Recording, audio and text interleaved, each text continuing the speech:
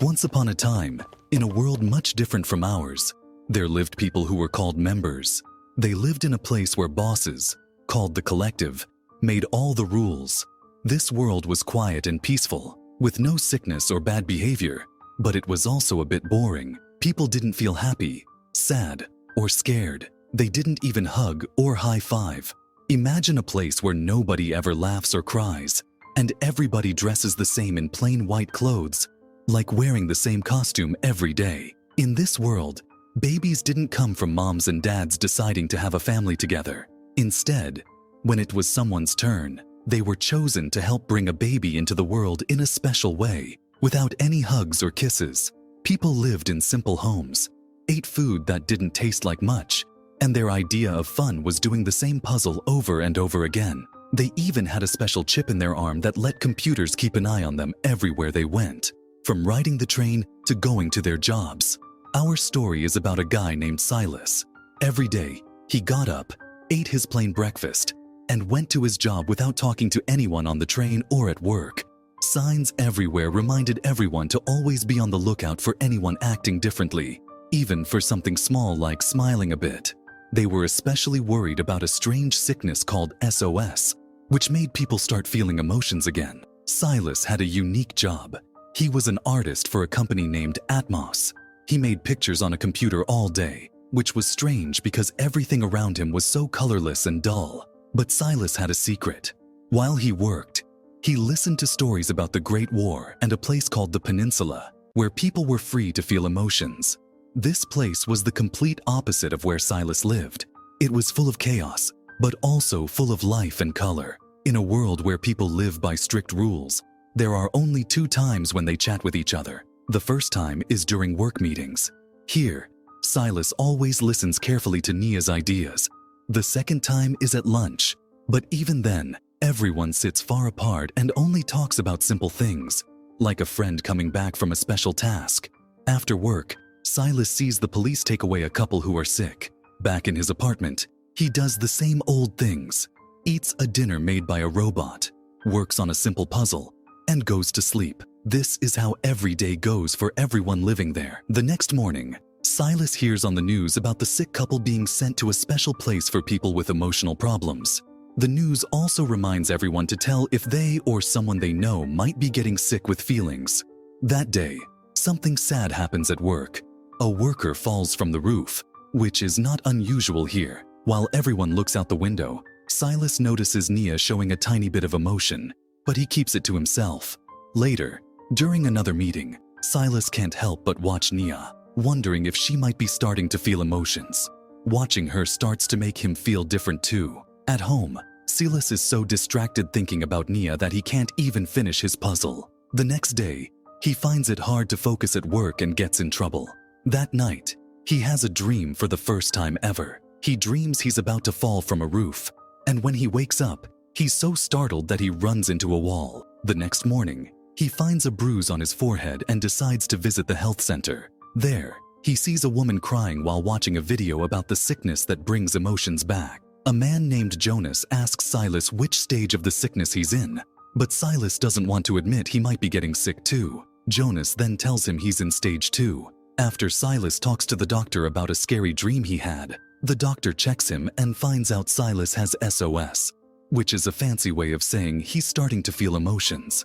Silas gets really worried he might have to go to a special place for people with SOS, but the doctor tells him not to worry because they're trying to find a way to fix it. Silas just needs to keep his feelings under control. When Silas checks his computer at home, it already shows he's in the early stage of SOS. At work, someone asks him about the mark on his forehead. Silas makes up a story about getting it while doing Tai Chi because he's not ready to tell anyone about his SOS. His friend doesn't quite believe him, but then Nia jumps in and backs up his story. During lunch, a bee buzzes onto their table, and Nia catches it in a glass before letting it go free. She talks about how amazing bees are, and Silas can't help but watch her, fascinated.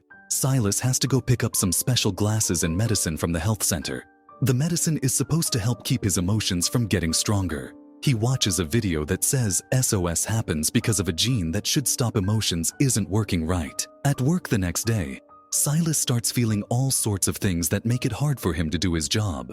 He feels sad, then gets annoyed by bright lights, and even his artwork starts looking really different.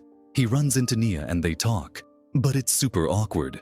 Later, Silas tries to follow Nia without her noticing, but he loses track of her. This makes him decide to stop taking his medicine because he wants to feel more, not less. Silas changes his work so he can be near Nia and asks her to check his work. Nia helps him, but their boss is watching to make sure they're not having too much fun. Nia gives Silas some advice on his work, but he's too busy watching her. That night, Silas sneaks into the office and listens to Nia's recordings on her computer. The next day, he spills his drink and everyone finds out he has SOS because they see his special glasses. Even though Silas says it's not catchy, his co-workers decide he needs to work away from them. Nia even agrees, which makes Silas feel really bad. Silas keeps trying to follow Nia after work, and one day she catches him. She warns him to back off, but when Silas says she must have SOS too, she doesn't know what to say and just leaves. The next day, they act like nothing happened, but Silas can tell Nia is nervous because she keeps moving her hand around. He's sure now that she's just like him. One day, in a very quiet office, Nia feels so nervous that she hides in the bathroom. Silas follows her, and they end up standing close together in the same small space, trying to figure out what's happening between them. After a bit of waiting, Silas gently touches Nia's hands and face, and it feels incredible. They hug for the very first time, and it's a warm, special moment. Nia tells Silas she's been feeling emotions for a year and is scared. She says they can't be together, but Silas kisses her anyway before he leaves. The next day, they can't stop thinking about each other. They find themselves close again, sharing the warmth of a hug, but they have to stop when someone else comes in. The manager finds Silas and asks if he's thought about leaving this world because of his feelings. Silas says he'll think about it if his feelings get too strong. The manager also warns Silas to stop looking into Nia's things, or he'll get in trouble. Nia waits for Silas, but he doesn't come. They meet later and talk about the manager's warning. Silas decides to leave his job so he won't cause any problems. Nia is really sad and misses Silas a lot when he leaves. Silas starts working at a place where he can be around nature, and Nia struggles without him at the office. She keeps thinking about him and even keeps his cup as a reminder. Later, Silas meets Jonas and talks about everything with Nia. Jonas understands because he's been through something similar. Jonas invites Silas to a group for people with SOS, where they talk about how scary the treatment center can be. When Silas gets home, Nia is waiting for him. They're both very emotional, and soon they share a very close moment. They talk about love and promise to stay together. They pretend to be just friends during the day but become much more at night, going on secret dates and getting to know each other better. In this world where people are usually very serious, Nia starts to feel better and her work gets good again. Sometimes, when they walk past each other during the day, they touch hands quickly, like sharing a tiny secret. One day, some important people come with big news. They've found a way to fix SOS, the thing that makes Silas and Nia feel emotions. But Silas and Nia decide they don't want to be fixed. They like feeling things. They tell their friends at the support group that they plan to run away to a place called the Peninsula, where people can feel freely. Everyone worries it's too dangerous, but Silas and Nia are determined because they love each other so much. Just as they're getting ready, something goes wrong. Nia is picked for a special job that would keep her from running away, but Silas has a plan. If a doctor finds out Nia has SOS, she won't have to do the job. When they check, they find out Nia is expecting a baby, which is a big problem in their world. Silas waits for Nia, but she never comes. He finds out she's been taken to a place for people who break the rules.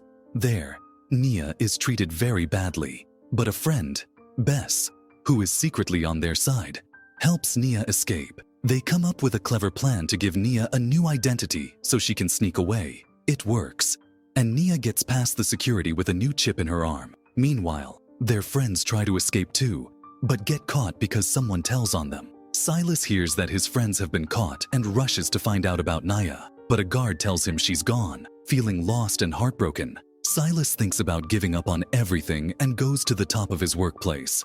But after a lot of thinking, he decides to step back from the edge.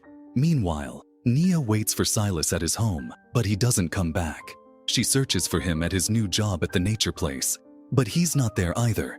Unsure what to do next, she goes back to wait at his apartment.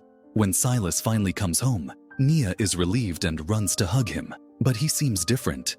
Nia sees that Silas has taken medicine to stop his feelings because he thinks he's lost her. She learns he only has a few hours left to feel anything. Nia tries to help him fight the medicine's effects by staying close to him, and they promise to run away together no matter what.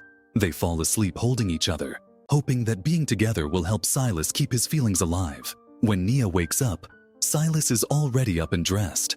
Following his old morning routine, he says he remembers loving her but can't feel it anymore. Still, Nia is determined not to give up on them. As they head to the train station, Nia feels a gap between them and wonders if they can really make it work.